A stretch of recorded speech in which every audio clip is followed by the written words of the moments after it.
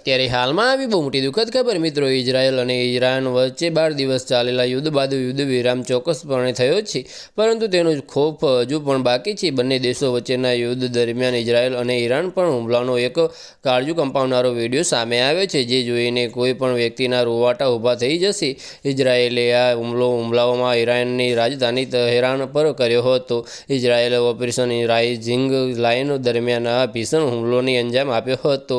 આ હુમલો ભયાનક વિડીયો જોઈને લોકોનો ડર ફેલાઈ ગયો છે. સીસીટીવી ફૂટેજમાં જોઈ શકાય છે કે ઇઝરાયેલી વાયુસેનાએ 12 દિવસ સુધી ચાલેલા યુદ્ધના છેલ્લા દિવસોમાં ઈરાનની રાજધાની તહેરાનમાં સરકારી ઇમારત પર શ્રેણીબદ્ધ હવાઈ હુમલો કર્યો હતો.